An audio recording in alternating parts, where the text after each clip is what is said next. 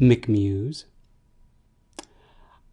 Why did I call you that? I don't know. I guess I was thinking about Grey's Anatomy and wondering if you were a character on that show. Would you be McMuse? I guess it would be McMusey, maybe. But that sounds an awful lot like McMucusy. Oh, I don't want to think about mucus right now. Not in the current state of affairs that we find ourselves in. Muse, I hope you're safe. I hope that when you are around your other artists that you are using a mask and gloves, because I don't want you to get infected and come over to give me a new idea and make me sick. Ugh. It makes my head spin. But hey, you know what? I guess the silver lining is I've been working from home as a writer for so many years that I'm kind of used to this isolation. I can do this for a long time. So, yeah, I wanted to talk with you, Muse, today about something I don't think I've ever chatted with you on as a subject. The subject is blurbs. Not just because I like to say the word blurb. I don't know why, but blurb just sounds fun coming out of the mouth. Blurb. It sounds like the noise that one would make after one burps and there's still a little bit of a burp left and it has to come out, so you go blurb. I'm still a child, I'm sorry. Anyway, blurbs. So I've had to write 2 blurbs for books within the last couple of months. One for Hopetown and then one for Fear.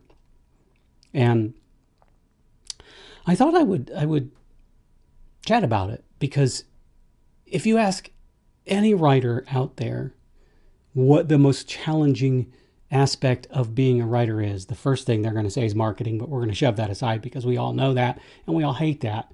And marketing is just something that I don't know if it's ever going to be resolved or if we're ever going to really know what we're doing with that.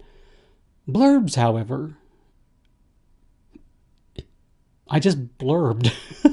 I just blurbed for you, Muse. Excuse me. I'm just going to leave that in. Blurbs are something definitive and not necessarily tangible, but they are something that we can actually work on. And I wanted to talk about how I come about writing my blurbs and the framework with which I work within when I write a blurb. One of the things, I'm going to take my writer hat off for a second, and I'm going to put on my reader chapeau. One of the things that bugs me to death as a reader or a huge fan of the cinema is when I go to either check on a book that I want to read or a movie that I want to watch, I see a blurb, a description of said book or movie, and it is ridiculously long.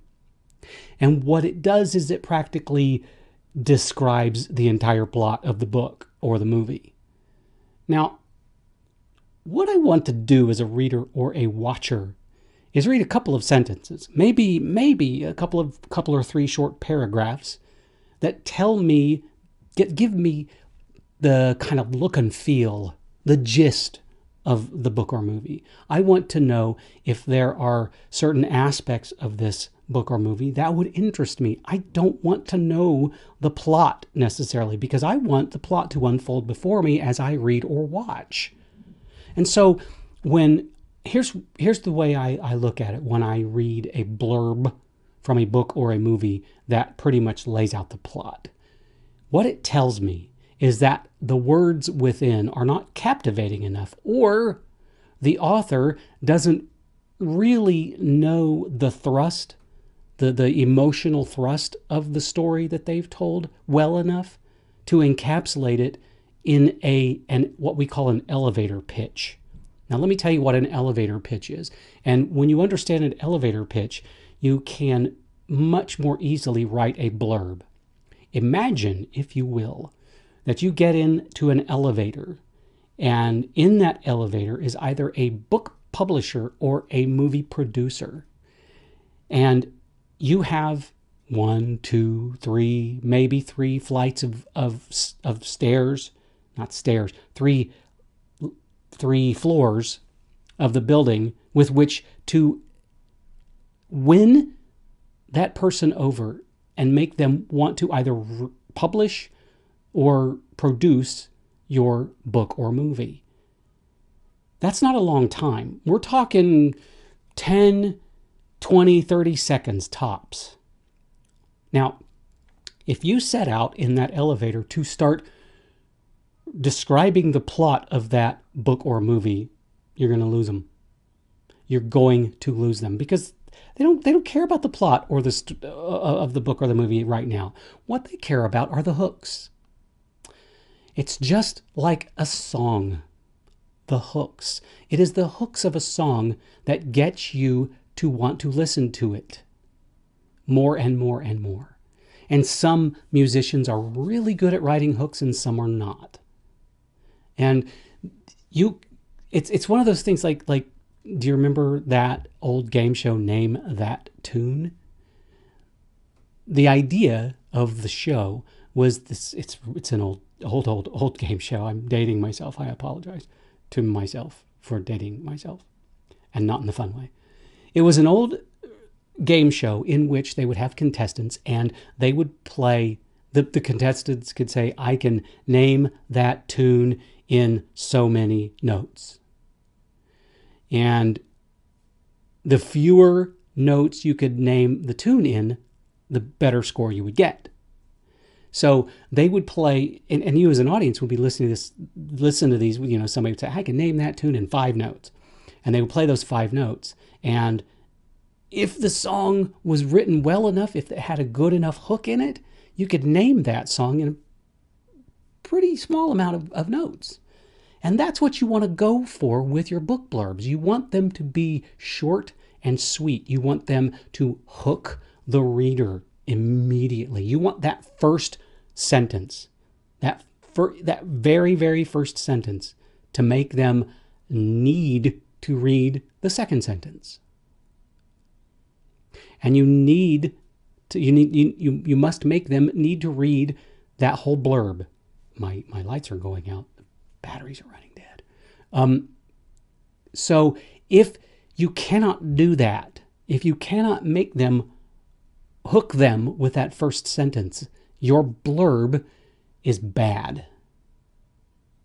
Now, what I tend to do with blurbs is I treat them as a monologue from the book.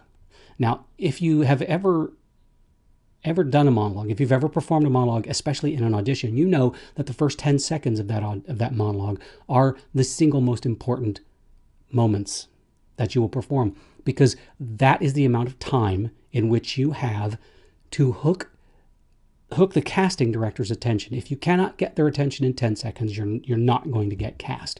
Just like if you cannot hook the reader in, you cannot capture their attention within that first sentence, they're not going to want to read your book. And so I tend to treat it as a monologue that way, but at the same time, I also treat it kind of like lyrics to a song or a poem, that I want very scintillating words.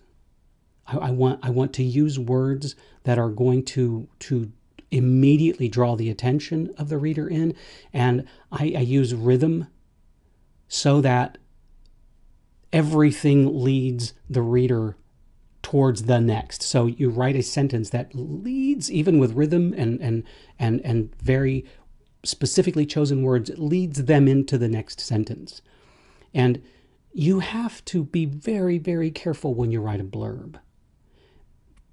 If you use pedestrian words and pedestrian sentences without emotion and without a connection, they're worthless. So what you need to do is what I like to tell most authors is, I need you to sum up your book. in one paragraph. And once they've done that, then I say, now I need you to sum up that book in one sentence.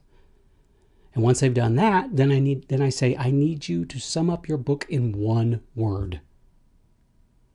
And once they've done that, then I say, okay, take that word, that sentence, and that paragraph and turn it into a blurb.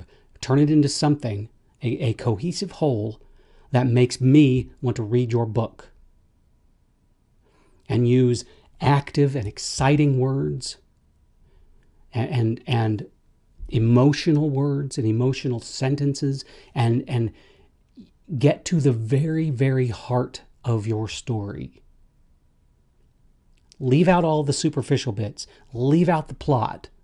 I mean, you can pepper it with plot points, very, very important, crucial plot points. Of course, not giving anything away, but you've got to pepper that blurb with words and phrases that are not just familiar, but are enticing and are captivating and kind of leading, so that your readers are not going to think that this is just another way of telling the same old story. So, and another trick that you can use is write the blurb from a character's point of view. Now, that doesn't mean that that's the blurb you're going to use. You're not going to use that blurb. But if you write the blurb from a character's point of view, like the main character's point of view, then you're going to immediately get to the heart, the emotional heart of that story. Because you already have this deep connection with this character. You know this character. You know this character incredibly well. So it will become very easy to write a blurb from the eyes of that character, instead of what most people do is they write the blurb from the perspective of the author. So that's boring for most readers. So write the blurb from the perspective of the main character and then retool it so that it's not. So it's not in first person, present or past tense, that turn it in, take what you've written from that character and then turn it into a workable blurb. But what you will do is you will find that you have really found the crux of your story that will be very compelling to a reader and make them want to read that book. Okay? It's not easy. I have sent in blurbs to editors or publishers, and they've most often used them. Sometimes an editor has tweaked them, but I've had editors say, "Why are blurbs so hard to write?" It's just because most writers take the wrong perspective. They write them as, "Oh my gosh, I have to describe what my book is about," instead of what is the heart of my book? What drives my book forward? What drives this story? What is at the heart of this story? Who is at the heart of this story? And if I were to ask the main character to tell me about this story, what would they say? Or, you can always, another very interesting exercise is to write the blurb from the main characters, from the protagonist's point of view, and then have the antagonist's point of view. Because once you do that, then you can start adding a balance to the blurb. But again, remember, you don't want to, unless it's a gimmick, which could work. Like, for instance, my Shiro blurb, the blurbs for my Shiro books, those are written from the narrator's point of view of the book, and the narrator is a smartass. But I thought that it was necessary so that readers would understand what they were getting into from the very beginning. That was a trick, and I was free to use it. So again, spend the time necessary to write a good blurb. Usually what I do is when I go, I have to write a blurb, I just kind of barf something out. And then I take bits of little chunks from that barf and turn it into a nice hearty stew that could be used as a blurb. That was gross. I'm sorry. But anyway, you get the idea. So that's my best advice for blurbs. There is no formula for them. There really isn't. There is hit and miss, there is guesswork, but those are the tricks that I use to write a good blurb. And I think that if you start to employ them, you will find out that they make writing blurbs incredibly easy. That's what you need. You know, you've spent enough of your heart and soul in writing the book, and you know that ahead of you is the dreadful task of marketing your book. And in between, you don't want to have to suffer, days and days of horrible stress from writing 2 or 3 paragraphs. And speaking of which, limit your blurb. 2 or 3 paragraphs is all you need. You only need 2 or 3 paragraphs. Short paragraphs. Like 2-3 sentences each. So we're talking maybe a max of 9 sentences for your blurb. You don't need more than that. You really don't. Trust me. So when you write your blurb, try to limit yourself. Don't get out of control. Don't write another novel. Don't write a short story as a blurb for your novel. Just don't. Okay? Okay? That's all I got, Muse. Other than stay safe. And that Fear is coming out soon. It should be available for pre-order any day now. Any freaking day now. And Hopetown. People are loving it. Get your copy. Just get it. Just go. Just do it now. You need it. You really need that book. Get it. You need that book. Muse, my friend, thank you. You are awesome.